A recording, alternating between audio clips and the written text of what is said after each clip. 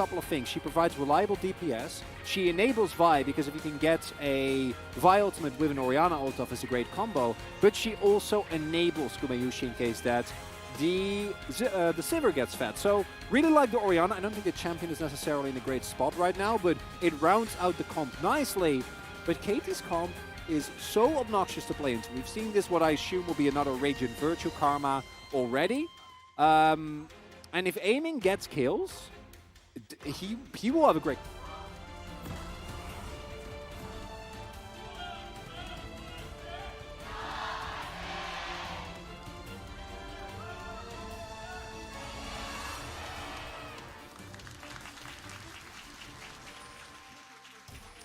Here we are on the Rift for game number 2. T1 versus KT, the Telecom War.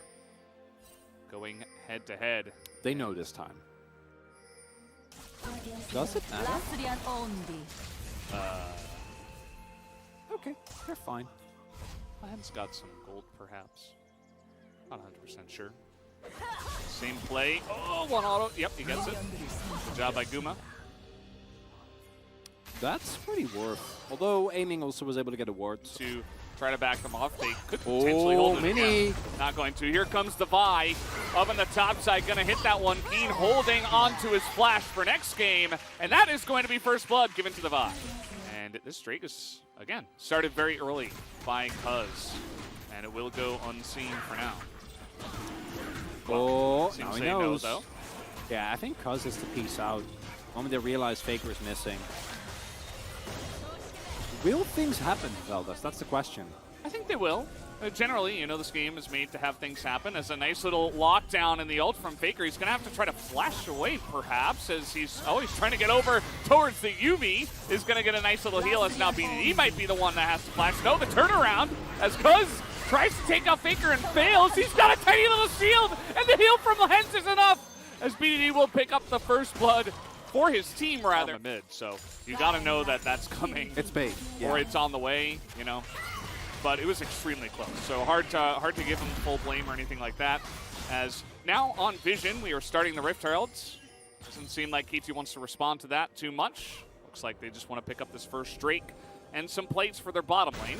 Oh, I was wondering. So there's two possible options for KT here. They can either go for Drake, which just looks like what they're doing, or with Cuz and possibly BDD was also hovering towards the bot side. I was wondering if they would want to go for a bot lane dive, knowing that Gumayushi and Carrier probably rotate as soon as they see aiming and Lahens showing lane. That's not going to be the case, at least not for now. Just going to get the plates and not going to take the risk. There was also Vision. If there wasn't Vision in the Dragon Pit, I think they might have actually gone for it, but it's also teleport available for Zeus. And KT maybe not want to run the risk of getting. Yeah, but if they made a play, probably would be fine, although at the very least they would be able to force sums. I don't think they would be able to actually get a kill, as here comes Herald, which I think will just be 2 plates and nothing else is gonna happen for the foreseeable future, Veldas. So, as I asked earlier, and then we got the whole Zeri sequence, which kicked off. Really interrupted by Owner earlier. That was amazing. Yeah, I mean, it's chicken soup, so that's kind of the point. Not all chicken soup has chicken. Owner is going to get ganked here. He might just be dead. He's not even able to get to the wall or do anything, as Cuz just a little bit too fast for him. So that's the second kill on the board here for KT.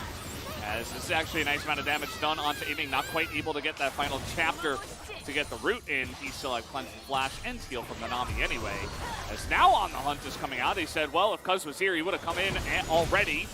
As Exhaust going to be used, and the trade is getting in there. Low is aiming, and he gets taken out. And Guma and Keria will pick up the double kill as they exert their dominance and assert it over this bottom lane. Okay, now time to die. We gotta get out of there. I think Guma might not be able to. Oh! Wow, double execute. And Kroon's early punchy trades. And then Bubble not hitting. Guma able to sidestep that. Aiming moving forward. Exhaust gets cleansed and he thinks he's fine. But he's not, as we're fighting Valdez. Yeah, this wave is going to get some decent value, at least delay, but is it enough as the Gnar will hit a couple, as in goes Zeus, and is trying to get this ult down onto Cuz. They don't quite have the damage though to T1. Again, still very early before Sivir's doing much, and Orianna has 1 item. So Still waiting for them to do something, and T1 not really able to challenge there on that second Rift Herald.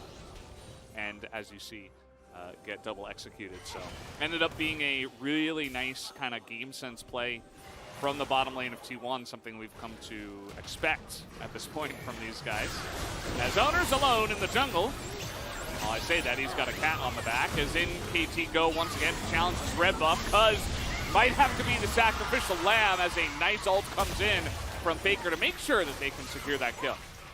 Support Orianna doing a wonderful job there. Nice already happening. And now we have Gumayushi just being level 11, sitting on 2 items. Oh, hey! Faker hit it! First ever assists for the LCK. Congratulations, he has passed Gorilla. Well, I suppose he's about to, as he has tied it for now. As here we go, we got a team fight. In goes Cuz, but hesitates a bit, backs away before going in with the Cyclone. A huge Faker ultimate gets 2, but immediately the turnaround comes in from KT. Is aiming, is getting dove on the backside by Owner here on the right side of this fight. They're not quite able to get this Lucian, and aiming will take him down, but take a look at the top side. Guma also kiting it out very well, trying to take down Keen, and Faker is just barely able to get in there, aiming a little bit too low to actually continue on the fight. Aiming, you got to get out of there, buddy. That's Cassante. BDD is all alone. He is going to flash and actually take out Faker with the Dunkarino. The Montracue will pick up the kill. Does he have to pay for it with his life, though, as overcomes Keen? And the Mantra W is enough as Guma. He's got a cat on his back, and they will have to back away from that one. Yeah, sub will be about 5. Top lane, I mean, yeah, they've been there, but like, they're there. What have they done in 23 minutes? Well, as you can see, they both used their ultimate one time, and I was like, oh, that's cool. Yeah. And then that was it. Yeah. It's not a good time to be a top laner, Feldes. I know you're Let's a salty, talk about Sivir again. I know you're a salty Orianna player, but okay. I mean, they should have expected this, but maybe they're just waiting for it, as in goes Cuz way too deep alone. He's got that second Cyclone. And all the TP's coming in. T1 are like, yeah, cool story. Now your jungle is gone, and we're going to go for a T1 Baron. As you were saying, you should be ready for that. They were. T1 very clearly had their fingers on the trigger, ready to go and punish KT when they try and look for such a play, although Faker... Faker, he should be okay, though. He is able to get away. He's got a Yuumi on his back, as this Baron is getting to about half health at this point in time. Aiming's alive. Aiming is alive, as Ingo saves, trying to 100-0 the Keen, and he will go down, so no Gnar is going to come in and save just a monstrous tank at this point in time. And I think that is enough to push away KT. Lahens is just dead. He's alone, as the Baron will be taken by T1. Why are we still zoomed in? Is it not over? Okay, the bubble goes in, gets the under to 0 just before Mega is hit. Together with the help of Owner, then goes back in. And least. Hey, he's got that going. It's going to help a little bit, of course, Fevolution and the Gnar, who also does have it. As the splish is coming in, they're just trying to naturally chip away at this, even without the Baron buff. T1, you know they're staring at that timer. As aiming takes a massive chunk, and Faker finishes it off. And now your 80 carry's gone. So all of a sudden, you're missing a lot of damage with not a real mid laner. Faker's TP is clearly baiting someone to walk up to him. BDD says, okay, I'll take that bet. Okay, I mean, it's Sivir. So, the immeasurable disappointment in Valdez' voice. Yeah, maybe okay. It's elaborate bait? Now they're still here. They're still considering it. I mean, there's still a lot of lockdown. Stopwatches abound as well. Extra BF sword for Gumayushi. And Keria even bought a pop. So they know, like, this is probably win the fight decisively here. Yeah. And that's going to be the end of the game. Zeus is just running at them. He is unkillable. Nobody can kill him, especially with aiming not here, so Lahens might just die. As he tries to flash away, he does not have Tidal Wave, so he just dies. Faker going to take him out, a very messy one, as in they go. Onto aiming the flank from Zeus, and T1 want to take this game right now. They do not want any other objectives to be part of this one. He will take down Cuz, and finally the Gnar comes in, but way too little, way too late. The Cassante, again, is pretty much untouched. Just going to TP into mid lane, and that'll do it for game number 2. T1 will tie it up. And that game was close until it wasn't, Valdez. Overall, T1 looking revitalized here in the second game. Really good individual performances. Zeus and Gumayushi to be most notably. Both of them really popping off, but while all of that happened, Faker's also sitting on a 5-1 and 7 scoreline, and maybe there's a little bit of hope for an Orianna main after. Just be Faker. You know, just be the best player of all time. No biggie. Played it really well. Could make it work. Worked out for them, and that is going to be that. The Nexus goes down. We are tied at 1-1, and we